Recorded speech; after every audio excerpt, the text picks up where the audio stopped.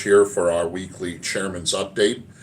Again, there's a lot going on. It's been a very busy couple of weeks here in Washington State, and I've been trying in these updates to sort through the news and some of the kind of noise and get to the signal, the important pieces of what's going on. Really focused on the things that we, as Republicans, and just common sense people in Washington can do to fix the things that are broken in our beautiful state. I wanted to start this week by talking about an issue that I get a lot of questions on, which is what can the federal government, currently the Trump administration, but the federal government writ large, what can the federal government do and when can it step in to get involved in situations here in Washington State, in our Washington, where things are screwed up or broken, or the governor or the various elected officials are acting badly or even unlawfully. I get this question all the time. When can the Fed step in? What do they know? Are they aware of what's going on? And I want to cover some of that here. But I do want to take a little bit of a sidetrack for just a moment. Here on my desk at the WaGOP headquarters is a note card I got on my birthday some weeks ago from the RNC, Republican National Committee Chairman Michael Whatley, wishing me a happy birthday. Whatley was just here in Washington this week, really for just a few hours, but he was on a West Coast swing, focusing a lot on some of the other states on the West Coast. But he stopped here in Washington, came into the SeaTac airport and came up to the Bellevue, Clyde Hill area and did a quick kind of fundraising, but also kind of just informational meeting with some people here in Puget Sound area. And Whatley committed the RNC, the National Republican Party, to working this year and next on races here in Washington. Of course, the National Party is particularly interested in our congressional races, but there will be a sort of halo effect around their support in those races for some of our legislative races and our initiative, IL 26-126, that is an election reform initiative. That's the voter ID initiative. The National Party is very interested in that. As I've mentioned before, there are similar initiatives in development and going out for signatures in other West Coast states. Oregon has its version, California has its version, Nevada and Colorado are also developing initiatives that each, in their own way, reform the election processes in their states. The National Party's interest is in helping support that West Coast kind of regional approach to voter ID, proof of citizenship requirements, and other election reforms. Our focus here in Washington State, of course, is just on the voter ID piece. Our initiatives have to be narrowly focused on a single point in the law, and that's the one we've chosen as the first step. But now, on to this matter of where and when the federal government can get involved in issues of importance here in Washington. I'll admit I'm cribbing some of the points I'm going to cover from a great column written recently by Nancy Churchill, who writes a Substack, regular blog, podcast, blog column that we'll link to below so you can read her work in full. But she published a column on her Substack recently where she talked about the issues she thought were the most likely for the feds to get involved to fix things here in Washington, in some cases where the feds are already involved. And so I'm going to take from the points she raised and maybe add a few of my own points. But clearly one place where the federal government is getting involved is in this matter of proposals to try to remove the dams from the lower Snake River. This is in eastern Washington. The dams are part of the Bonneville Power Authority's hydroelectric network, and they also do flood control for that part of the river, this lower Snake River, and they are essential to managing the river flow there and river traffic there. They're very important to maintaining the the barge traffic that goes up and down the river and up and down the Columbia River as well, that moves a lot of our agricultural product, our foodstuffs, from farms and ranches and mostly farms in eastern Washington, down the Snake, down the Columbia, and out to the marketplace in various places, Asia, the rest of the United States, all over. These dams are important. There are a sort of small collection of left-wing environmentalist groups who talk constantly about pulling the dams off both the Columbia and the Snake, but particularly the lower Snake River.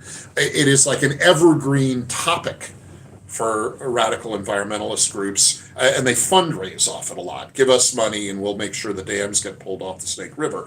It is a pipe dream. Although people like Inslee and Patty Murray and other sort of hacky left-wing politicians talk about pulling the dams off the Snake River, it is not likely that it would ever happen. And the President Trump, and the Trump administration recently issued what they call a fact sheet, a kind of version of an executive order that outlined Trump's plans to undo certain plans and programs that had been favored by the Biden administration. The Biden administration had talked about a kind of program to restore salmon and steelhead runs that touched on the possibility of pulling some of the dams. And what the Trump statement has recently said is he's backing away from those plans, he doesn't support the plans, and he doesn't support pulling the dams off the lower Snake River. So at least for now, that resolves the issue. It will not happen. But some of the left-wing groups, and you see Inslee, even though he's out of office, still yaps about this stuff, and Patty Murray, our U.S. Senator, kind of yaps about this stuff, about pulling the dams, but it's just not real. It's not going to happen. The dams are controlled largely by federal agencies, including the Army Corps of Engineers, and as long as they and the president are opposed to pulling the dams, it's just not going to happen. Yet the Washington State Department of Transportation, WSDOT, is doing taxpayer-funded community conversations and various public outreach efforts to discuss the possibility of removing the dams. Well, there is no possibility of removing the dams, and this is a place where the federal government has spoken clearly on the matter. After the dams, there's this matter of these mandatory EV, electric vehicle rules and regulations. The past governor and even the current one have talked a lot about how they plan to outlaw internal combustion engine vehicles by some date. Originally, it was 2030. Now it's 2035. It might be 2040, whatever. It's all, again, kind of fairy stories. But they were committed to this idea of outlawing, eliminating, prohibiting gasoline and diesel-powered vehicles and forcing everyone in Washington State to buy electric vehicles. This, in some cases, was linked in law, or at least in public policy, administrative code, to actions taken by the state of California. I and other legislators don't like that plan because we don't like making our law subservient to the law or the public policy, if it's administrative code, not actual law, of another state. And the idea that we're going to be somehow following by rule or law what another state does really erodes Washington's independence and sovereignty as a state. So there are a lot of reasons to dislike these schemes to prohibit gas and diesel vehicles and make everybody buy EVs. And these harebrained plans especially impacted the trucking industry. There were some restrictions on how gas or primarily diesel-powered trucks could be sold, first in California, then in Washington. And that was really screwing up the trucking industry, limiting dealers' ability to sell trucks, actual real trucks that run on diesel fuel. So the president did step in, the Trump administration did step in, and by executive order reversed some of these EV mandate schemes. There's some question about that. Some of the radical enviros here in Washington say that he couldn't do that, but that's not true. It's well in the president's authority to do that as these things were set up, more often by bureaucratic rule than statutory law. So that's another place, getting rid of these EV mandates or prohibitions on gas and diesel vehicles. Another place where the federal government, the Trump administration, can get involved in helping broken things here in Washington is with our elections. As you know, I've sponsored and the WAGOP supports initiative IL 26-126 that requires proof of citizenship when people register to vote here in Washington. That's the one thing it does. Don't listen to the governor. He's speaking falsely. Don't listen to the Seattle Times. They're printing lies. The initiative does one thing. It requires proof of citizenship when you register to vote. This lines up with another executive order that the president has issued, requiring essentially the same standards for elections at the federal level. So our initiative here, IL 26-126, is actually in sync with the same mandate, the same executive order that the president made at the federal level for federal elections. You got to prove you're a citizen in order to register to vote. The initiative takes care of that here in Washington. The executive order from the president is a nationwide standard that all states are supposed to comply with. And then the fourth place where the feds can step in and help fix broken things here in Washington is in protecting Title IX, which is a federal anti-discrimination law, and protecting girls' sports. As you know, this has become a major controversial issue, maybe the largest, about youth sports and even youth education, is the idea that here in Washington, not so much by statutory law, but by bureaucratic rule, bureaucrats like the state school superintendent, Chris Reichtel, are trying to force schools to allow boys to participate as girls in girls' sports. Now, the president has issued another executive order clarifying that there are only two genders, there are only two sexes, and that boys cannot participate in girls' sports, at least not officially, not legally, not under the rule of law, at least at the federal level. And we have seen this superintendent, Mr. Reichtel, as well as our governor, Mr. Ferguson, screaming and yelling that in our state, boys can be girls and compete in girls' sports. This isn't true. Transgender people are a protected class of individuals under Washington state law, and they are allowed, they cannot be discriminated against, for example, in how healthcare is administered or insurance is written, health insurance. But as far as transgender boys being girls and playing girls' sports, there is no law like that. All there is bureaucratic policy from the likes of Mr. Reichtel trying to dictate that they must be allowed to.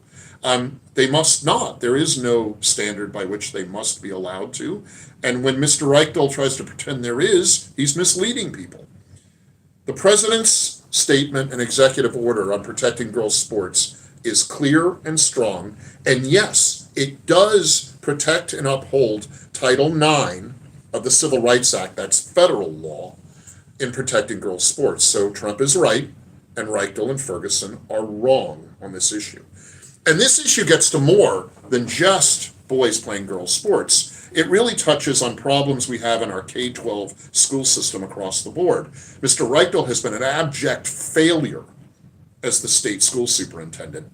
And the performance of our schools and our ranking nationally of our public schools in Washington have collapsed under Reichtel's oversight as school superintendent. We were ranked about 4th in the nation. We are now ranked something like 30th in the nation. Our performance in our school and the education that we're giving to our kids in K-12 has fallen apart, and this lies directly at Mr. Reichtel's feet. He is responsible as much as anyone for screwing up our schools. We need federal intervention in our schools here to make sure we restore basic ed and deliver it to kids in Washington as the constitutional guarantee that, yes, they are given by our state constitution. I expect we will see the current investigation of Mr. Reichel's office that's going on, performed by the Federal Department of Education and the Federal Justice Department, to yield good results that will either pressure Mr. Reichel to actually run his operation, his office, and support 295 school districts in our state more effectively, or maybe Mr. Reichel needs to step down from his job. So these are areas where the federal government can help us in Washington. Snake River dams and all dams, protecting our hydroelectric system and the Bonneville Power Authority, which is a good public asset in this part of the world. Rolling back and limiting these cockamamie EV mandates. If people want to buy electric vehicles, of course, let them. But we don't mandate what people buy, and we don't screw up the trucking industry with harebrained schemes. Helping develop and protect election integrity. Our initial focus, as was the president's, is on that voter ID, that proof of citizenship. There are also other reforms we need. We need to clean up our voter rolls generally and make other reforms as well. And finally, protecting Title IX and girls' sports in this state so that girls have the opportunities for just the personal enrichment of playing sports, as well as things like scholarships and other opportunities that are protected for them and made available for them by Title IX of the Federal Civil Rights Act. These are 4 good points in policy where the federal government and the Trump administration can help us fix things that are broken here in Washington. And they are in the right on these 4 issues. Whereas our current governor and our current state attorney general and this awful superintendent of public instruction are wrong. I look forward to supporting the Trump administration in clearing up public policy in these 4 areas and in others. There are other places that we need their help too, but these 4 are a good start. The public is interested and has a direct concern with fixing these broken policy points. The federal government's already involved some, and I expect they will be involved more in the days and weeks ahead. That's a good thing. That's it for this week. I hope you're doing well, enjoying the summer. Until next time, be well and stay strong.